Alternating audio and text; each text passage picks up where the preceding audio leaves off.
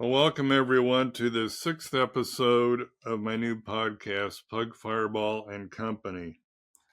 First, a bit of trivia, and in doing baseball research, I often come up with interesting trivia. Did you know that Iowa's only Heisman Trophy winner, Niall Kinnick of Adel, Iowa, caught pitching legend Bob Feller from Van Meter, Iowa, for a couple of seasons in American Legion Junior Baseball? So who knew when they were teenagers that one would become the Heisman Trophy winner and the other would become Iowa's greatest major league player, Bob Feller? My guest today is retired teacher Judy Brorwick Renoux, who worked for the Iowa Oaks in the 1970s while she was attending college. She also plays a part of my new book about the history of professional baseball in Des Moines. But before I introduce her, I'll explain how I met Judy and how she became a part of Pug Fireball and Company, 116 years of professional baseball in Des Moines, Iowa. I met her while playing pickleball at the YMCA in downtown Des Moines a couple of years ago. When I mentioned that I was working on a book about Des Moines professional baseball history, she revealed that she had worked for the Iowa Oaks, the predecessor of the Iowa Cubs, when she was going to Iowa State University in Ames and AIB in Des Moines in the 1970s, hoping to get a first-person account of what it was like working for the Iowa Oaks, Des Moines' relatively new AAA franchise. I asked her if I could interview her at the Des Moines Public Library. And lo and behold, she said yes, and I interviewed her at the library on May 16th, 2023. I don't know if it seems that long ago or not. So good morning, Judy. Please share with us where you are from and where you went to school. Okay. Good morning. Thanks for having me. This is fun. This is the first time I've ever done a podcast that I've been on. I listen to a lot of them, but I've never been on one. So I actually grew up in Waterloo, around Waterloo, Iowa. So little town called LaPorte City, Iowa. I was born and raised there until I was in junior high. And then my family moved to Des Moines, and I attended high school here in Des Moines, and then went on to did a brief couple years at Iowa State, and then ended up graduating from Drake, and also got my master's from Drake. So pretty much a Des Moines gal since I was about 13. I graduated from North High. Go Polar Bears. What high school did you go to in Des Moines? And actually went to Franklin Middle School, or Franklin Junior High back then, which is no more, but that's where I attended when we first moved to Des Moines. That was in 1966. And just a note for baseball fans, North High School is approximately where Western League Park was, the site of many games, and the second Mm-hmm. game be played under permanent lighting back in 1930. So it does have historical significance to professional baseball. I think there's a plaque up there Yeah. near the school designating where that ballpark was. I've never seen it, but I've heard there is. Me either. Wasn't aware of that. How much of an influence was your father in your decision to play for the Iowa Cubs? Or the Oaks job? The Oaks job. Oh my goodness. Yeah. My father was 100% the influence of me actually applying for the job, because I didn't even know about it. But he played professional semi-pro baseball after he got out of college. And it's kind of a funny story because he grew up in Roland, Iowa, and got to eighth grade, which back in those days, that's when school ended in his era. And he wanted to continue playing baseball, so he begged his parents to allow him to go to high school. and so he could play. And they allowed him to, which kind of surprised me. And so he played baseball in high school and then went to was Iowa State Teachers College back in those days and played baseball all through college and then played semi-pro for a little while before going on and having a teaching coaching career throughout the rest of his life. Shortstop. So, and I still have some flyers. I mean, I don't physically have them, but pictures of flyers that they posted around town, when they played. And it was a big deal back then. I mean, there wasn't all the things we have now. So going to a semi-pro game was kind of a big deal back in, and this would have been in the early 40s, I presume.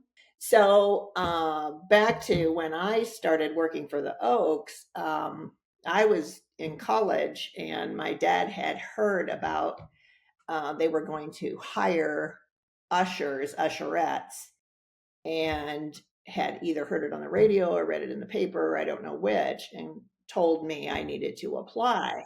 And I was like, oh, because I needed a summer job. He wanted me to have a summer job, but I think this summer job particularly was a benefit to him. So he really wanted me to have this job so that he could go to all the baseball games, which he did kind of anyway, but it gave him a better excuse to go if I was working there. And so I heard about it and I applied, and they had, well, I don't even know that I applied. I think what they did, from what I recall, was they just had an open interview. And I believe it was at the Fort Des Moines. And anybody, yes, like in the ballroom, I think. And anybody who wanted to apply could just show up at this date and time. And it was this great big room, and they had all these different people kind of set around the room, and you went and talked to each individual one. And gosh, I don't, to be honest, it felt more to me at that point in time, it felt more like a beauty pageant than anything else, like the interviews they do at beauty pageants or something. They weren't judging us on our looks, but it felt more that they were, I'm not real sure what skills they were looking for. So anyway, somehow, I don't know, I love baseball, and that must have sold them on me because I got picked. And that's how I got the job. And that would have been at the end, let's see, probably at the end, spring of 72, I would imagine. So I probably interviewed in March, and then we started when the team started, most likely in April. So I don't remember. You didn't want to be an usherette. You didn't want to be an usherette. You wanted to work in the ticket office. Why? It wasn't so much that I wanted to do either. They had a meeting of all of us, and there weren't very many of us. I want to say maybe 20. And they told us what the whole thing was about. And if you volunteered to work in the ticket office, you made, I think it was $7 a game. And if you worked as an usher, you made $4 a game. And I needed the money. So I volunteered, because if you volunteered for the ticket office, you made more money, but you didn't get to see the games. But I needed the money. So I volunteered to work in the ticket office. And that's what I did the whole 3 years, mostly the whole 3 years that I worked there was in the ticket office and sold tickets. But we were done, we were finished up by usually about sixth inning. So then we could go out and watch the rest of the game if we wanted. And they had it on the radio, of course.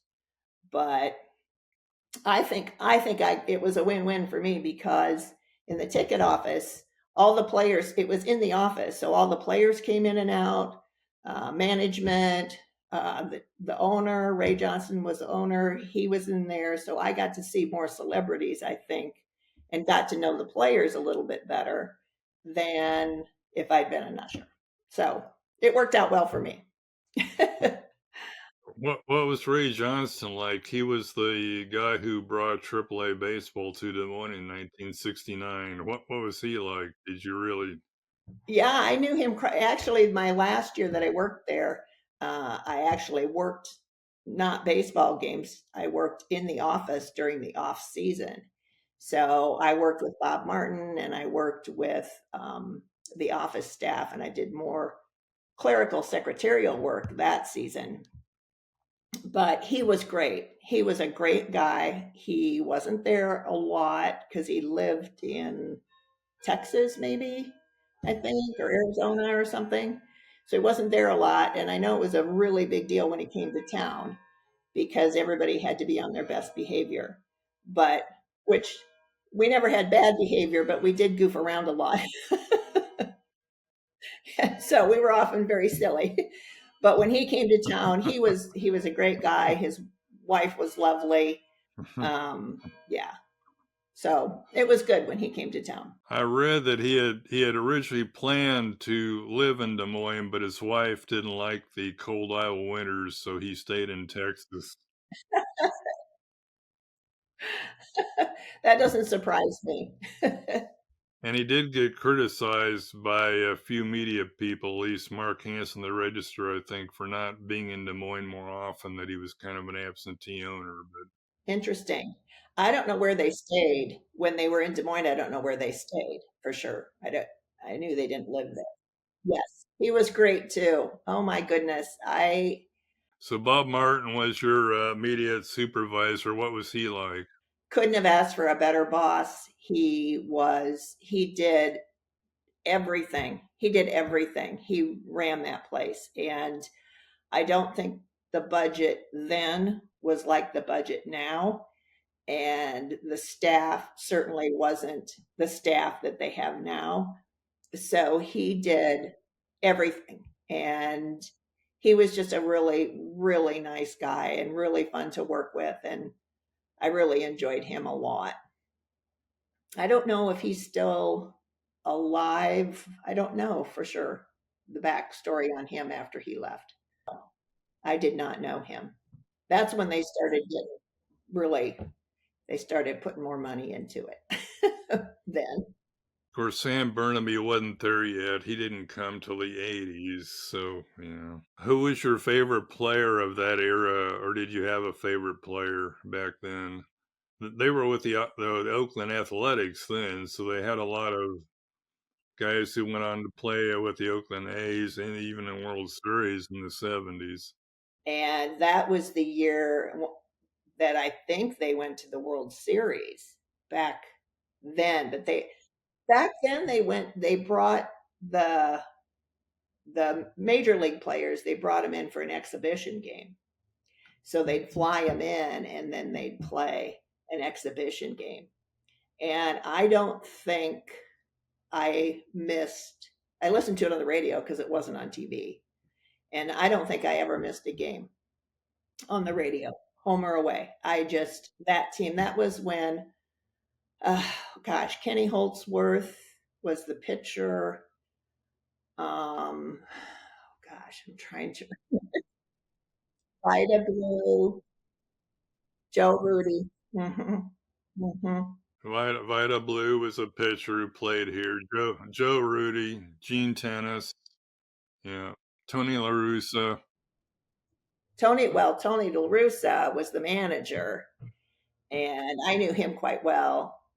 And they were just really, really nice guys. And we just had it, the AAA team in Des Moines was great, and the major league team was great. And yeah, it was one of the best experiences of my lifetime was working there at that time because it was all well run. Of course, I was only like 20, so I just was kind of mesmerized. But yeah, it was fun. And the A's at that time, I think, were owned by Charlie Finley, who was kind of a maverick in baseball. He even tried an orange baseball one time, thinking the players could see that better, and he did some things that the owners thought were a little weird, Interesting. but it did bring people to the ballpark. Um, is there any most memorable game you saw or heard during that time you were working with the Oaks? No, because I didn't really actually see. the games from start to finish because I was always in the ticket office. So I don't, I no, I there's not a game at all that stood out, and to be perfectly honest, I don't even know what their record was, whether they were really any good or not. I loved them no matter what. And so, I don't have a memory of any particular game. I believe you babysat for Tony LaRusse's kids. Tell us about that experience or experiences. Well, it it wasn't very many times. It was just a few times, and he, of course, at that point in time, had little children. I don't have any idea how old they would be now, but often would go out. Not often. There was another girl that I worked in the ticket office with, and I believe she also babysat on occasion when he and his wife wanted to go out or do something. And a lot of the players at that time, I don't know that a lot of them had children, but there were several who were either were married, I would say. And they had to rent their own apartments and pay for their own apartments. None of that was paid for. And a lot of them lived over I don't think it's Normandy Terrace anymore. I don't know. It's off of Grand in West Des Moines. There was an apartment complex over there called Normandy Terrace, and a lot of them lived over there. They must have had short-term rentals or whatever. And it was just seasonal. So they only lived there for a short time. But yeah, a couple of times that I did that. And, to be honest, I don't even remember. I think he had 2 kids or 3. I don't remember. He was a really, really nice guy. So was his wife. Great family. How old would these kids have been at the time? Do you recall? I don't. Well, they were little, not school age. Not school. Okay, before even. Now, how were they? Just typical little kids? Oh yeah, yeah. Had no idea anything about anything. He would bring them to the games sometimes, but not often. They weren't there very often. So I don't know what they did because his wife would come, but I don't know. I suppose they shared babysitting duties because they didn't have families here, grandparents or anything. So I don't really know what they did for ball games and stuff, but anyway.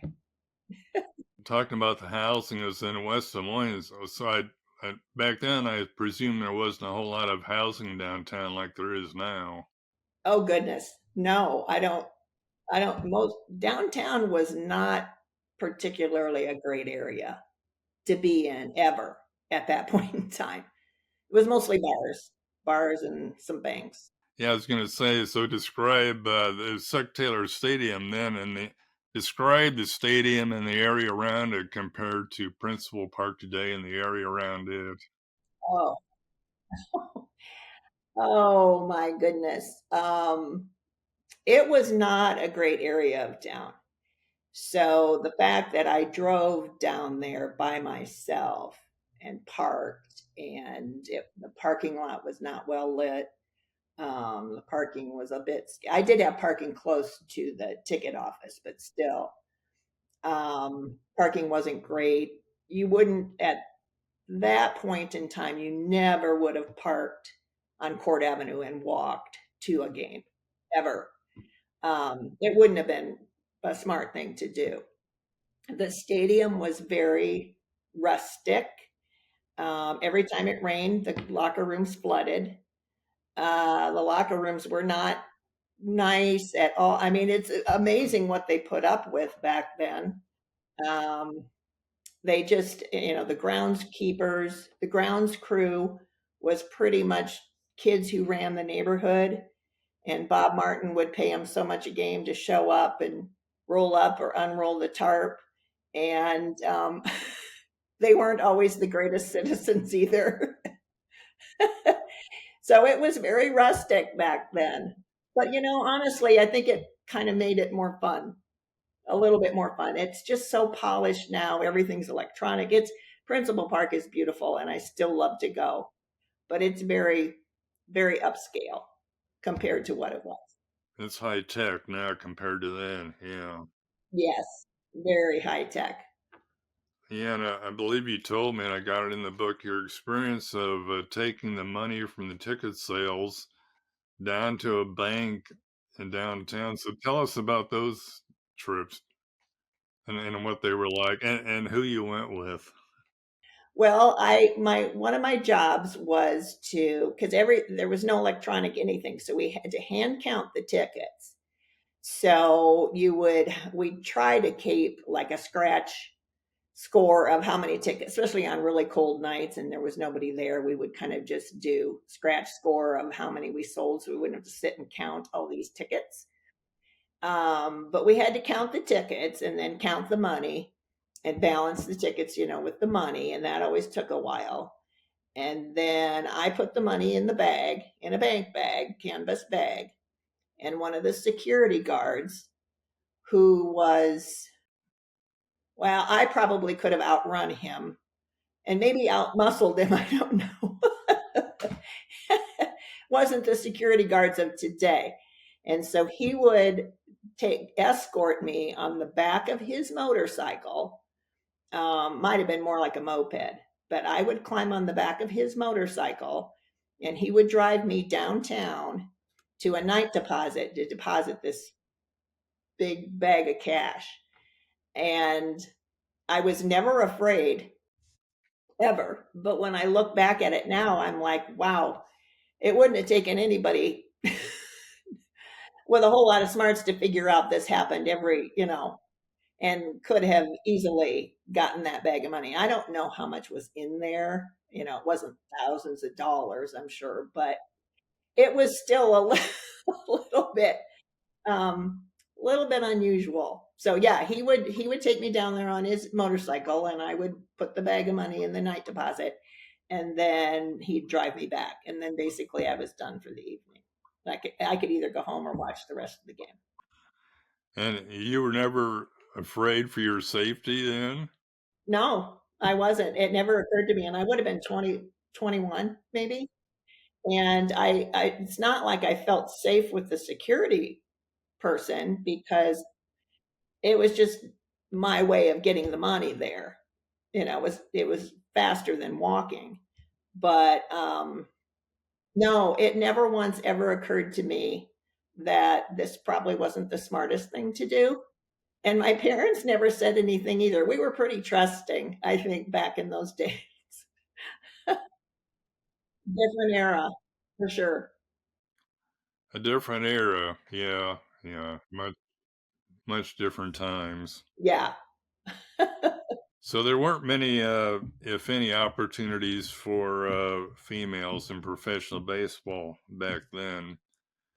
If there had been, do you think you would have pursued that career instead of going to teaching?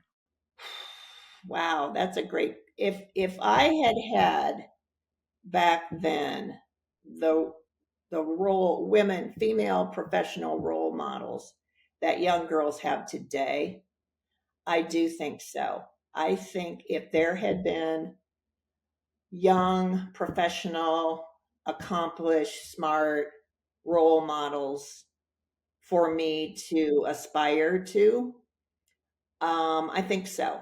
I think that truly would have been the case, but I didn't. I mean, there were no jobs like that. And back then, we were still kind of in the era of girls had girl jobs. And so this particular point in my life, I love the fact that these young women, these young girls are like, I can do whatever I want, as it should be. And so, but no, wasn't the case for me.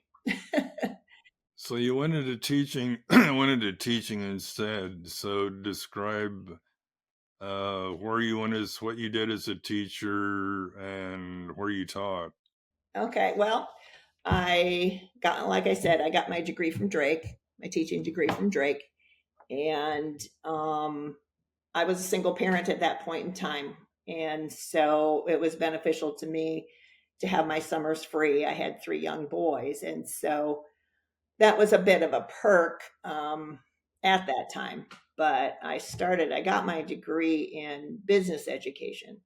So, secondary. So my first job was I did my student teaching at East High, and it's funny, graduated from North, did my student teaching at East, and ended up teaching most of my teaching career at Hoover. So I was a traitor to all three schools. But my first teaching job was a semester at Roosevelt, just kind of an interim. One of the teachers had gone back to school to work on his PhD, so I worked there for a semester, and then my first real job was at Dallas Center Grimes, and I was there about, I want to say, 8 years. And I really wanted to teach computers, and computers were kind of the new up and coming thing. And so I was able to get a teaching position in Des Moines, taught at Goodwill for a year, and then ended up at Hoover and was there until I retired. And I taught business, uh, all the business classes, but I got into computers, and that's what I really wanted to do, and that's what I really enjoyed. But as far as all the subjects and stuff, it wasn't necessarily that. It was the kids. It was always the kids. I loved the kids. It's what I miss the most about it. So, And while at Hoover, you got to know Cindy Granquist, the daughter of Ken Granquist, who was part of the second group that owned the Iowa Oaks. So, yes, she and I are good friends. When we were teaching together, we didn't make that connection that we really kind of knew each other back then, but didn't remember. So, yeah, she's Ken Granquist's daughter. She goes to almost all the home games still. And her son works at the Cubs now. he's the head of ticket sales, I believe, Clayton. Yeah. Do you think anything carried over from your experience working for the Iowa Oaks into your teaching career? I mean, was there anything you learned from working with baseball that you carried over into teaching? I don't think so. The only thing maybe that my students might say is that I like to talk about it. And so they always knew that if they got me on a certain tangent like this, they wouldn't have to do any work. And so if they could get me talking about my days working in the baseball at the baseball for the baseball team, then they knew that I would get on a roll, and that they could just not maybe have homework or have to do anything. Um, yeah, I don't. Smart kids, smart kids. Oh, they're smart. They're smart. Yep. How closely do you follow the Iowa Cubs today? Do you still go to games? Do you listen to them on the radio or? I read about it. I do go to games because my friend Cindy has box seats still. So when she's gracious enough to invite me to go with her, I get to go. And my brother is also a big baseball fan. And so actually last week he rented a skybox. And so we were able to be up in the skybox, which that's that's a once in a lifetime greatest experience ever. I wish I had the money. I would buy one for the whole season. It's so cool up there. But I read about it in the paper, follow the scores. I don't go as often, and I don't listen to the radio with because who does radio anymore? I don't even know that I have a radio. Oh, I tried to listen to Alex Cohen on the radio. He does a good job of broadcasting the games. In fact, he was the minor league broadcaster of the year in all of minor league baseball for last year. So, yeah. And he's been on one of my podcasts here too. Last week he was on a podcast. Well, is there anything else you'd like? Yeah, good. Is there anything else you'd like to share with us about your experience working in baseball? Well, I can't really think of anything per se other than um, it really was, I wouldn't say it was life changing per se, but I have such fond memories about it, and it was very impactful on my life. like I said, I've always loved baseball. I grew up a Cubs fan. I wouldn't dare deviate from that, even though I do kind of like the Twins, but that's just, has grown over the years. But um, it's a great seasonal job for anybody who is interested in baseball. I know they have a lot of openings that I know ushers are, I think, mostly retirees now, but I always wanted to be Cubby Bear. That was my goal, and I was never able to do it. So if anybody who's works for the Iowa Cubs needs a substitute for Cubby Bear, I would like to do it. I'll tell Sam Burnaby. I'll tell Sam Burnaby that. Yeah, I don't know if I'd want to be Cubby Bear, though, on days like last week when it was 90, 95, and 110 heat index. I don't know how they can survive in that bear suit. I know. I don't know how they do it either. I don't know. But yeah, I would love to do something along those lines. Well, I'm glad AAA baseball came back to Des Moines in '69 because there had been a period of like 8 years here where they didn't have professional baseball in the late '50s, early '60s. Well, it ended in '61, and then they were only a part of the 3I League, which is, a fairly low minor league classification. And the last year, I think they drew it was less than 100,000 fans the last year, so it obviously wasn't very well supported that last year in '61. So who knows? That might have been the end of professional baseball in Des Moines had Ray Johnson not brought it back. I just hope it can. They were lucky to have two good ownership groups in Granquist and his group and Dick Easter, then Gartner and his group. And we'll see what happens now with this big conglomerate owning not only do they own the I Cubs, they own about 20 other minor league teams now. So, And it's such a it's a great venue. It's very safe to be down there now. There's so many things that you can do, and what a great family activity, I think. And I think we need to really promote that and support that, because sometimes feels like we're losing a bit of that. And so, if they can keep prices somewhat affordable for families to come, I know they have lots of promotions which encourage that, but it's just that such a great experience to go. So fun. I try to make every Wednesday home game because they're afternoon games. I like those. Right, me too. Right, not too fun. Except when it's 90 or 95 degrees and it's not too pleasant. Well, thank you, Judy, for sharing your memories with us. Well, thanks for having me. This is fun. And speaking of baseball, I have another book signing coming up from 4:30 to 6:30 p.m. Thursday, August 29th at In Tandem Arts and Authors Gallery and Bookstore at 3rd and Walnut in downtown Des Moines. And as an added bonus, they're going to serve Ooh, root beer floats. So come on down. okay. I'll sign a copy of my book. Have a root beer float with me. And then by chance, the Iowa Cubs play the Memphis Redbirds, the AAA affiliate of the St. Louis Cardinals, later that night. In fact, that game starts, I think, at 6:38. Pretty close to the end of the book signing, so you can make it. We're trying to set up kind of a joint 2-for-1 deal with the iCubs, and hopefully we'll be able to get that set up so you can come to the book event and then go to a baseball game that night and make an evening out of it. And as for the Iowa Cubs, this is some recent news, very recent news. 3 of the Cubs top 6 prospects are now with the Iowa Cubs. They promoted 3 from AA Tennessee Sunday night.